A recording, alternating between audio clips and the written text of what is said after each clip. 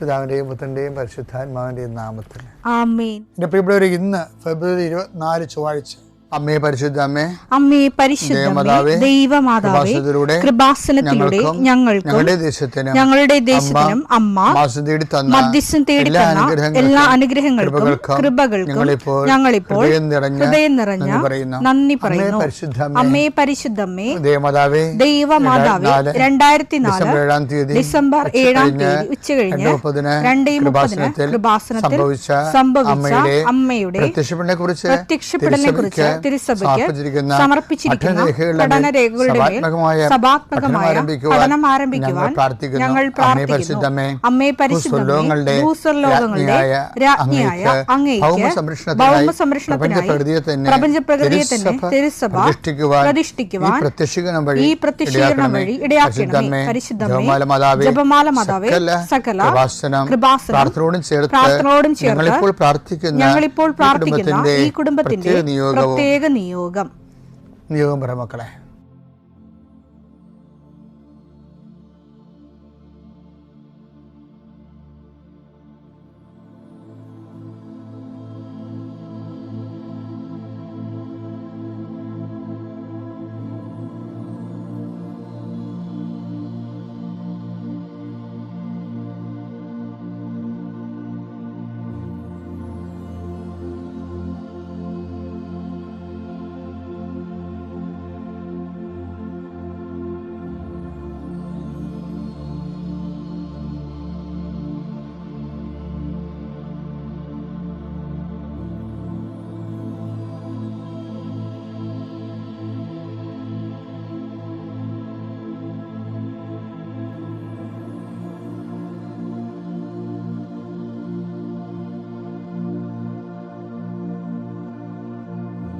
അമ്മയുടെ പ്രത്യക്ഷീകരണത്തിന്റെ ഈ അനുഗ്രഹവേളയിൽ ഞങ്ങൾക്ക് സാധിച്ചു തരുവാൻ കനിയണമേ. ആമേൻ. വിശ്വാസ പ്രമാണം.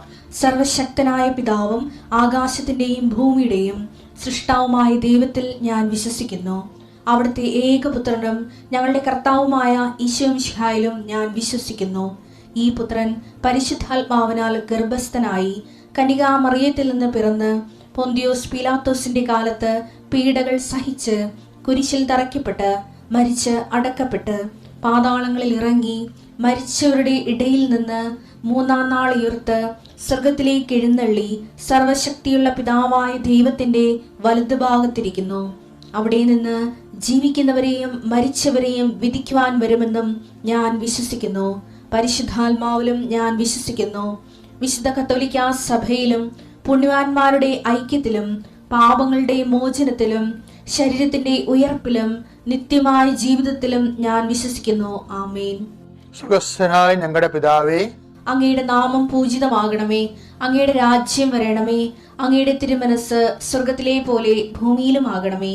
അന്നു വേണ്ടുന്ന ആഹാരം ഇന്ന് ഞങ്ങൾക്ക് തരണമേ. ഞങ്ങളോട് തെറ്റ് ചെയ്യുന്നവരോട് ഞങ്ങൾ ക്ഷമിക്കുന്നത് പോലെ ഞങ്ങളുടെ തെറ്റുകൾ ഞങ്ങളോടും ക്ഷമിക്കണമേ.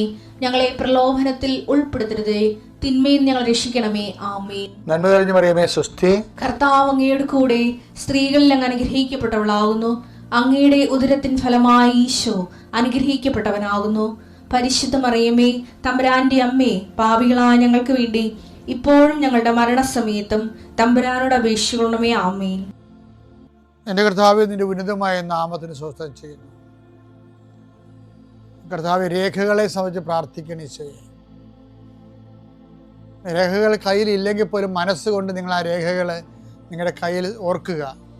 ചിലപ്പോൾ മാർക്ക് ലിസ്റ്റ് ആകും, ചിലപ്പോൾ സർട്ടിഫിക്കറ്റ് ആകും, ചിലപ്പോൾ ഹോൾ ടിക്കറ്റ് ആകും, ചിലപ്പോൾ പ്രമാണമാകും, ചിലപ്പോൾ നക്കലാകും, ചിലപ്പോൾ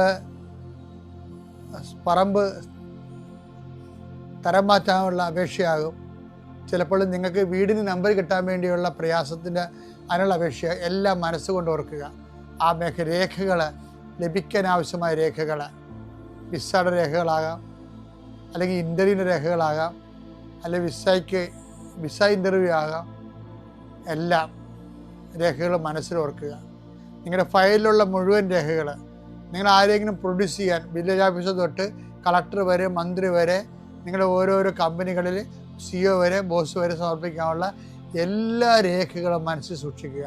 കർത്താവേ, അങ്ങയുടെ മക്കളുടെ രേഖകൾ ഞാനിന്ന് പ്രാർത്ഥിക്കുകയാണ്. ചിലർക്ക് രേഖകളില്ല, ചിലർക്ക് നഷ്ടപ്പെട്ടു, ചിലർക്ക് കിട്ടാനിരിക്കുന്നതേ ഉള്ളൂ, സമയത്ത് കിട്ടണില്ല. അങ്ങനെയുള്ള എല്ലാ രേഖകളും, ചിലർക്ക് രേഖ കൊടുക്കണില്ല, മനഃപൂർവ്വം കൊടുക്കണില്ല, കൈക്കൂലി ഇല്ലാത്തവന് കൊടുക്കണില്ല, അല്ലെങ്കിൽ അവരുടെ ആയിട്ടുള്ള വൈകല്യങ്ങളുള്ളതുകൊണ്ട് കൊടുക്കണില്ല, അല്ലെങ്കിൽ വേറെ താല്പര്യങ്ങളുള്ളതുകൊണ്ട് കൊടുക്കണില്ല. അങ്ങനെയുള്ള പൈശാചികമായ തടസ്സങ്ങൾ യേശുക്രിസ്തു ഉന്നതമായ നാമത്തിൽ സഭയുടെ അധികാരത്തിൽ കുരിശിൻ്റെ അടയാളത്തിൽ 40 വർഷം ഞാൻ അർപ്പിച്ച കൃപാനയുടെ ശക്തിയാൽ കൃപാസ്ഥാനത്താറെ ജീവനോടെ പ്രത്യക്ഷപ്പെട്ട മാതാവിൻ്റെ മധ്യസ്ഥത്താൽ നിന്റെ മുഴുവൻ രേഖകളെ എൻ്റെ തടസ്സങ്ങൾ വിടുവിക്കുകയും നിന്നെ അനുഗ്രഹിക്കുകയും ചെയ്യുന്നു. പിതാപുത്രനും പരിശുദ്ധാത്മാവിൽ നീക്കാമേ. എൻ്റെ പ്രിയപ്പെട്ടവർ, നമ്മൾ കഴിഞ്ഞ ആഴ്ച ഒരു സീരിയസ് വിഷയം ഡിസ്കസ് ചെയ്തായിരുന്നു. കാര്യം ആധ്യാത്മിക മുന്നേറ്റം, ജീവിത മുന്നേറ്റം എന്ന് പറയുന്നത് അതിൻ്റെ ഘടകങ്ങളെ ഞാൻ പറഞ്ഞായിരുന്നു നിങ്ങളോട്. ഒന്ന്, എല്ലാ കാലങ്ങളും നമുക്കുണ്ടാകുന്നതാണ് അനുഗ്രഹത്തിൻ്റെ കാലം. നമ്മൾ പ്രാർത്ഥിക്കുന്നു, അനുഗ്രഹം പ്രാപിക്കുന്നു. അത് ഒരു ഘട്ടമാണ് ശരിക്കും. ഇനി കുറച്ചുകൂടി ഉടമ്പടിയിലൊക്കെ ജീവിക്കുന്നവർക്ക് പെട്ടെന്ന് രണ്ടാം മേഖലയിലേക്ക് പ്രവേശിക്കാം. രണ്ടാം മേഖല എന്ന് പറഞ്ഞാൽ എന്താണ്? കഴിഞ്ഞ ദിവസം നമ്മൾ കണ്ടായിരുന്നു, അഭിഷേകത്തിൻ്റെ മേഖലയാണ്. അഭിഷേകത്തിൻ്റെ മേഖല എന്ന് പറയുന്നത്, ഇപ്പോൾ ഉദാഹരണത്തിന് മോസസിനോട് ദൈവം പറഞ്ഞില്ലേ, എന്താ പറഞ്ഞത്? ഞാൻ ഈ ദിവസങ്ങളിൽ ധ്യാനത്തിൽ പറയുന്നുണ്ടത്, നിങ്ങൾ ശ്രദ്ധിച്ചാൽ നല്ലതാണ്. അതായത് മോസസിനോട് ദൈവം എന്താണ് ഒരു വാഗ്ദാനം കൊടുത്തത്? ഞാൻ നിങ്ങളുടെ കൂടെ ഉണ്ടായിരിക്കും, നിങ്ങൾ പോകുന്നിടത്തല്ല, അല്ലേ? അപ്പം അതൊരു നിങ്ങൾക്ക് ആശ്വാസം നൽകുകയും ചെയ്യും. അവിടെ ആശ്വാസമാണ് കൊടുക്കുന്നത്. പുറപ്പാട് 33:14 കർത്താവ് പറഞ്ഞു, ഞാൻ തന്നെ നിന്നോട് കൂടെ വരികയും നിനക്ക് ആശ്വാസം നൽകുകയും ചെയ്യും. അപ്പൊ ദൈവ ബ്ലെസ്സിങ്സിന്റെ ഒരു തലമാണത്. ബ്ലെസ്സിങ്സ്, അനുഗ്രഹം. ഞാൻ തന്നെ നിന്റെ കൂടെ വരികയും നിനക്ക് ആശ്വാസത്തിന്റെ അനുഗ്രഹം തരികയും ചെയ്യും. പക്ഷേ ജോഷുവയുടെ കാലം, മോസസിന്റെ കാലം കഴിയുമ്പോൾ പിന്നെ ജോഷുവയാണ്. ജോഷുവയുടെ ഡ്യൂട്ടി മോസസിനേക്കാൾ കുറച്ചുകൂടി ഹെവി ഡ്യൂട്ടിയാണ്. കാര്യം എന്താണ്? ജോർദാൻ കടക്കണം, ഇവരെ ഫിൽട്ടർ ചെയ്യണം. ജോർദാൻ കടക്കാൻ യോഗ്യതയില്ലാത്ത ആൾക്കാരില്ലേ, പല വെള്ളത്തെ കാല് കുത്തുന്ന വിശ്വാസത്തിൻ്റെ അപാചയമുള്ള ആൾക്കാരെ ഫിൽട്ടർ ചെയ്ത് കളയണം. അത് ഭയങ്കര സീരിയസ് ഈ വിഷയമാണ്. ജോഷുവ ഫിൽട്ടർ ചെയ്യാൻ വേണ്ടി മോസസ് ഫിൽട്ടർ ചെയ്തായിരുന്നു. സിനാ മലമുകളിലും താഴെ ഇറങ്ങുമ്പോഴേ കർത്താവിൻ്റെ കൂടെ നിൽക്കുന്നവരെ കൂടെ നിൽക്കാത്തവരെ രണ്ടായിട്ട് ഫിൽട്ടർ ചെയ്യും. ഇതുപോലെ ഓരോ സമയത്തും ദൈവം ഓരോരോ ഘട്ടം പൂർത്തിയാക്കുമ്പോൾ ഫിൽട്ടറിങ് ഉണ്ടാവും. അതെപ്പോഴും നിങ്ങൾ മനസ്സിലാക്കണം. നമ്മുടെ ജീവിതത്തിൽ ഈ ഫിൽട്ടറിങ് ഇല്ല എന്നുണ്ടെങ്കിൽ ഈ ലവലാതി മനുഷ്യർ, ദൈവത്തിൽ നിന്ന് നമ്മളെ പിന്തിരിപ്പിക്കുന്ന എല്ലാ വ്യക്തികളും നമ്മുടെ കൂടെ വരും.